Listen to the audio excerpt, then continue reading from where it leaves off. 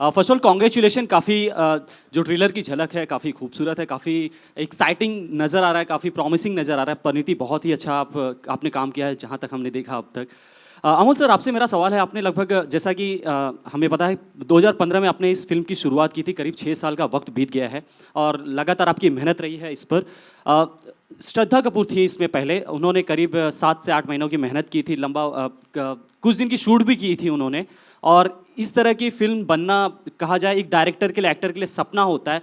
तो क्या वजह थी, क्या वो बड़ी वजह थी जिसकी वजह से श्रद्धा इस फिल्म से दूर हो गई? क्योंकि कई दिनों की उन्होंने शूटिंग की थी और ऐसी फिल्म से कोई दूर हटना नहीं चाहेगा। क्या कहना चाहेंगे सर?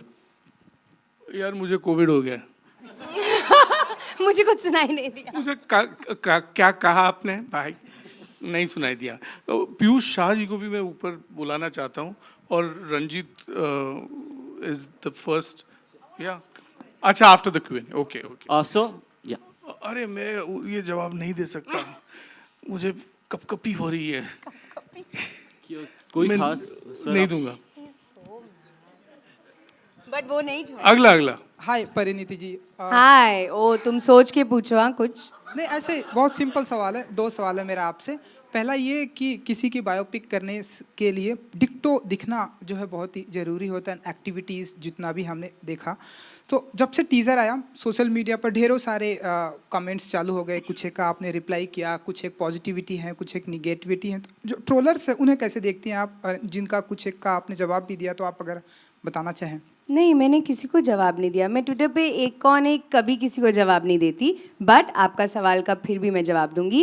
मैं एक्चुअली बहुत अलग दिमाग की हूँ। अगर मुझे लगता है कि जो कोई बोल रहा है वो सही बोल रहा है, तो मैं उनको बोलती हूँ हाँ तुम बिल्कुल सही बोल रहे हो and I agree with you. जब मुझे पता है कि कोई सिर्फ बोलने के लिए बोल रहा है तो मैं उनको इग्नोर कर देती हूँ। तो मैं अपना माइंड यूज़ करती हूँ कि ट्रोलिंग में कुछ दम है और मुझे कुछ करने की ज़रूरत है उस बारे में, या ऐसे ही बोलने के लिए बोल रहे हैं तो फिर तो इग्नोर करना बेटर है। आपने सायना जी के ऊपर बायोपिक की, तो क्या इन फ्यूचर आने वाले दिनों में हम देखेंगे परिणीति चोपड़ा जी के ऊपर भी बायोपिक बनेगी? Oh lord! एंड अगर करेगा तो आपके अनुसार कौन वो एक्टर है जो आपके किरदार को फिट बैठता है? मुझे लगता है आपको प्ले करना चाहिए। तुम ही हो मेरे सबसे पुराने दोस्त। मैं चाहती हूँ कि अभी तुम साइन कर लो ये पिक्चर इन एंड एज परी। विनोद सर अभी साइन कर लिया जाए।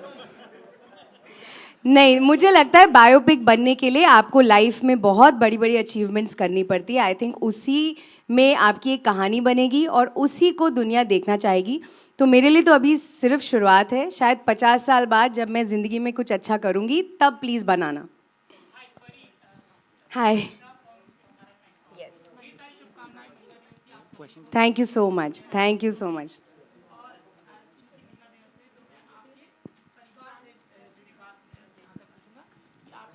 कई सारी मजबूत स्ट्रांग महिलाएं हैं और उनका उदाहरण और उनकी बात बताते हुए बताइए कि महिलाओं का किस तरीके से आपके जीवन में योगदान रहा और यहाँ तक की जर्नी थोड़ा सा जोड़ के। मैं आपको एक बड़ी ज़रूरी चीज़ बोलती हूँ मेरे बारे में। एक्चुअली ना, मैं एक ऐसे घर में और ऐसी फैमिली में बड़ी हुई हूँ जहाँ पे जेन्युइनली लड़की और लड़के में कभी फ़र्क हुआ ही नहीं।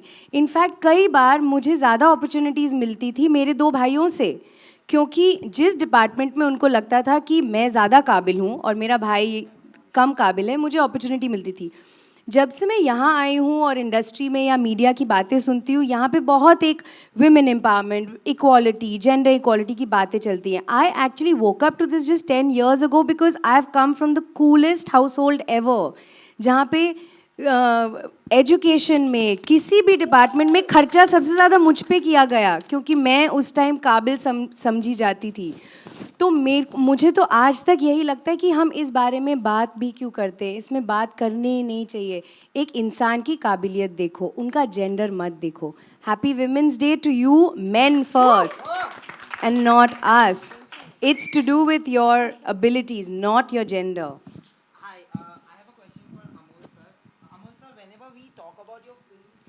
Connects all your films, whether it's Tare Zameen Par or Stanley Ka Dabba or any this film actually, with when I saw the trailer, is emotions. Also to Pariniti, because you know Saina's life has been lived because of her achievements. We know majority of her life. You're of course showing the achievements, but what parts of her life are we going to see which we haven't seen, like the untold story behind Saina? I would like to know that, and from you I want to know that how important is it for you to blend in the emotions when you make a biopic? Because this is quite an emotional story, from the teaser to the trailer. I mean, imagine, I mean, the quantity of emotion in a life story where a simple lower middle class mother and father in Hisar, Haryana, bring up a girl who becomes a world number one. For me, that is the crucible of all emotions. It's a कढ़ाई of emotions. तो क्या ऐसे तलना कि पूरा जल जाना, इस तरह जलना बुझना, बुझ के जलना, ऐसा है सब. और दूसरी बात, इमोशन जो है, emotion comes from deep family living, your own emotion. तो मैंने कभी उसको बाजारू नहीं किया अपनी ज़िंदगी को. I am not standing in the market. मैं कोई प्रोडक्ट नहीं बना रहा हूँ. मैं I am passionate about films and I have a life partner who is more passionate than me, Deepa Bhatia. Women's day. True. और मुझे बहुत अजीब लग रहा है कि वो वहाँ बैठी हैं, मैं इधर बड़बड़ाए जा रहा हूँ, जबकि आज विमेंस डे है. तो आपको उनको सवाल पूछने पड़ेंगे. पर टू आंसर योर क्वेश्चन, अगर एक फैमिली है और अगर वो फैमिली संतुलित है, हार्मोनियस है, तो the ups and downs of emotions can be recorded and observed and put on paper like a poet, or like a playwright, or like a lyricist, or like a filmmaker.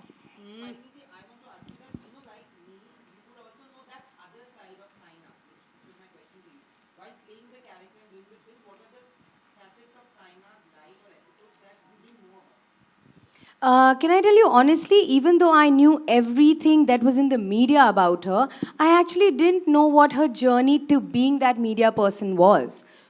How did she grow up? Where did she grow up? Who was the hero in her life? Who made this all happen? And if you read about her story, I mean, a plain Google would help you.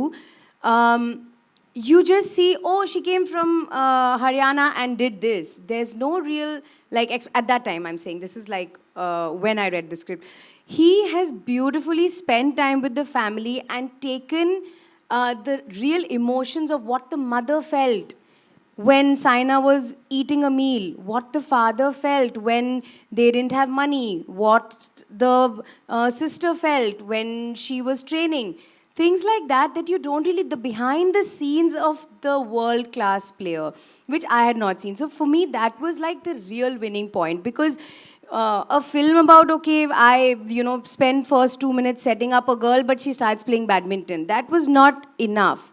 But I didn't need it, because he has literally, there is a reason why Naisha is in this film, we have explored a very large chunk of Saina's life, which was when she was young. She was winning medals when she was this age, very much like this girl. So there is a reason that there is a young Saina and older Saina, because that's how much importance Sir has given to that part of her life. Hi Pariniti, on your right. Hi, Sir. On your right. Yeah. Hi. Hi, this is Murtuza from Eastern Eye. My question is that you said that it took you 5 to 6 months to learn the badminton, but was there any moment where you thought कि यार नहीं हो पा रहा है? Was there any moment, and how did you tackle that? That moment came every day. Every day when I used to leave the court, I used to be like, बस मैं नहीं कर पाऊंगी.